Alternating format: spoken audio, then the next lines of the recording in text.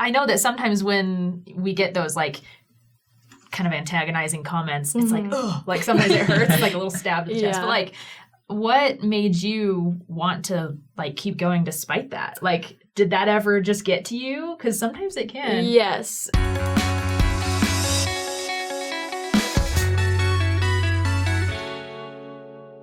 Hey guys, welcome to another episode of Saints Unscripted. Today we have probably one of the most famous people we've ever had on our channel, a TikToker, which I don't understand what that is. You know, I don't know. No, but this is Emma. Your handle is Emma Demadou. Underscore afterwards. Yes. Smart. Yes. That's great. And we're just going to talk about kind of your experience being like involved in social media. You know, we have a little bit of that with you too, but TikTok's a little more, I don't know, it's different. TikTok is like the wild, wild west. It's out there. Social media.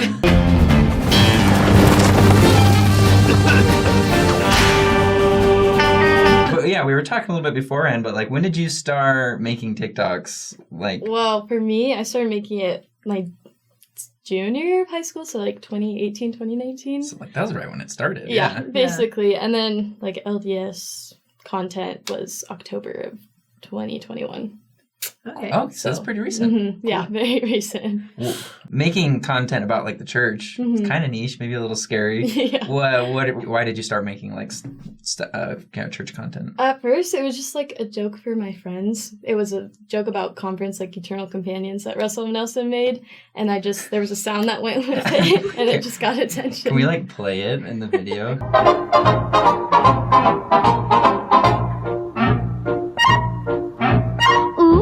My heart went. I like the boys, but the boys don't like me back. And it blew up? Yeah, well, it got attention. I'm not saying it blew up, but 20 views. Yeah. And then, was that it? You're like, this is my... and then there were just lots of like ex-member comments and things like that, because TikTok is very prominent with ex-members. And then I made a joke. There was another trend about like the baseball bat, and then nobody asked. And I did that.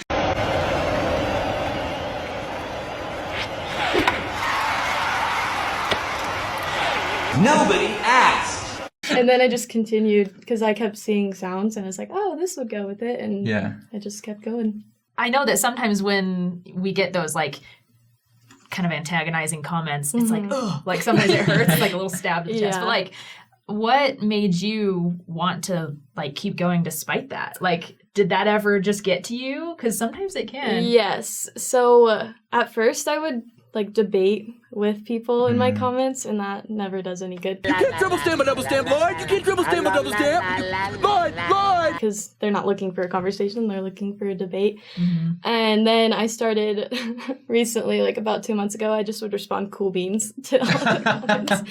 Cool beans. Cool beans. Cool beans. Cool beans. Cool beans. Cool. Beans. Cool beans. Because we both know that they're not there for, like, a conversation, and they're only here for a debate. So in 9th grade, I had a hater page made about me. And so I've just kind of been... so I just kind of got used to it, and, like, I don't want to say numb to it, but I don't get affected by hate comments in that way. So I was just like, oh, it's whatever. So... Wow. Is that just a decision? Because I feel like, I mean, online bullying in general, like, it exists in a lot of ways. Yeah. Do you just have to tell yourself it doesn't matter? Or, like, how do you get into that mindset where it doesn't affect you anymore? It's when the comments are about the church itself, I'm kind of just ignore it because I've done research. I don't really... You're not in control. Yeah. But it's the ones that, like, comment on my physical appearance. I'm like, okay, like, 50-year-old Becky or something is commenting on a 20-year-old's, like, TikTok. I don't really care. So I've just kind of gotten used to it. Need to do that? I don't know. It's so weird. I agree. Yeah. So. Yeah, somebody commented on my hair once, and I cut it the next day. I was like, no, just kidding. I did, actually. So while you've gone through this, have you felt like, because you have your testimony that you've worked, you've built, you've worked on, have you felt that this experience has either like affected it positively, negatively? Yes. So I've read the CES letter. That's the argument a lot of people like to make. And I've only like strengthened my testimony since, because I'm focused on the gospel and not like people of the church. I know that's so like basic to say because it's not the gospel, it's the people of the church that make mistakes. Right. So I've only been strengthened by the more research that I do. So cool. Yeah. When did you do that research? Like, when did you read the CES letter? And it was before I even started TikTok, really. I saw TikToks about it, and I was like, oh, I'm curious. And so I went and read it. I didn't tell anyone that I read it for a long time, because... It's interesting, though, because active members of the church get really afraid. Yeah. You know, they get really scared, like, oh, you read that? You're going to leave the church now, you know? Mm-hmm. Have you made TikToks about it or anything? I have. Not informative ones, but kind of like, oh, my comments are always saying, read the CES letter, but I've already read it, so... Like, that's what such now? a mic drop when you great. can say that. Wow, faith is more than just facts. That's really cool. And so then now that you're, been doing this for 8 months, has the fame gotten to your head? Are you, everywhere you're walking, are people just waving at you? Yes. And it's like, that's hard. How do you handle that? I don't know. Well, my college town is very small, so that alone, everybody already kind of knows about it. Especially in my classes, they see me on their For You page, and then they show me, and it's like, we don't need to watch that right now. TikTok is fine, but don't show me that you're seeing my videos, because that's a whole different thing. It's kind of like a separate, that's good. If you have a friend who does TikTok, just let them do their thing. Just ignore that side. I don't know, has anyone ever commented and been like, hey, like, thank you for making this kind of content, or this has strengthened me, or like, I have had feedback like that? A lot of like main followers that like to comment, and they'll debate for me. I'll let them debate. It's kind of fun. Yes, really it cool. is.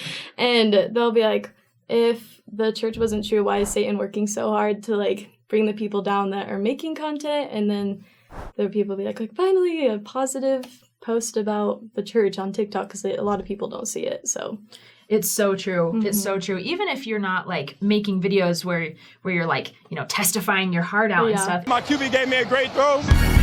God took care of the rest. We watched the play. A guy ran into another guy. It's just nice to see fun, normal, like happy LDS members on TikTok just like sharing a little bit. Yeah. People are really uplifted by that, and it's super needed. It is. I love seeing videos. We have this group chat of like LDS content creators, and you guys know Kai. He's one of them. And he'll text the group chat, oh, I must post another one, and they'll go in the comments and like debate people. It's really funny. So you're like supporting each other. You've got your little community. Awesome. Yeah, it's super cute. Well, and I think it's really made a difference, especially because when we started, if you Googled any question about the church, you would just get anti-Mormon literature, videos, like social media. And so that's kind of, we started just to try to get that in like the YouTube area. Yeah. But TikTok is like, it's crazy how fast you can go through videos. Like when I open up my feed and there's just so many random things. And so I feel like as many people that can create positive content, like there can never be too much. Yeah. There's so many videos. I don't even remember like 2 videos before when I'm watching on TikTok, which is so bad, but no, like, that's just how, so quick. Yep. Yeah. So it definitely makes a difference. I mean, how many videos have you made at this point? Do you even know? I don't know. I have no clue. I just make them and then post them. I don't count. That's awesome. No strategy. That's, it really isn't. So tell us a little bit about your personal kind of faith journey, because up at this point you're sharing the gospel. What has your life kind of looked like in terms of so my mom was raised in the church, and my dad was a convert with his family, and so I was raised in the church, and I never really had like a huge faith crisis. But after I graduated high school, I was a 2020 graduate, so that was the end of the world at my time. And then all my friends decided to leave on missions, except maybe like 2 or 3. And then school was online at USU where I was going. And so I was just in my room, and it was very hard, and like I was very, very sad. Oh, that's rough. And that's when I wasn't really progressing in my testimony, and I just was like, I need to make a change. And so I think it was an important lesson for me to kind of learn that I need to make my own habits and that kind of thing. But I've never really had like a huge faith crisis, if that's the word for it. But, I mean, but sometimes that's all it is, Yeah. you know, is like not necessarily our questions with the gospel, but more just life is hard. Yeah. Sometimes life just gets really difficult. Mm-hmm. But do you feel like doing these TikToks have helped you? Yes, and it's just fun for me to make Cool. videos. I've always wanted to be a content creator, and when I first got attention, I didn't necessarily want my niche to be Church, because I know that makes it a little bit harder. Yeah. But at the same time, it's exciting because for my younger siblings, I want them to see positive creators out there because there aren't a lot, and so I just it doesn't have to be church stuff, Yeah. but just positive in general. Yeah.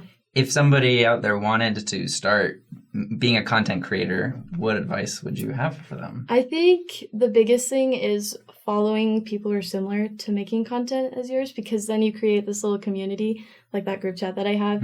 And I've met these guys and they're really great friends, and we just talk about it, and they are like, hey, if anything gets you down, just block out the words, because on TikTok you can block out certain words in your comments, which is really cool.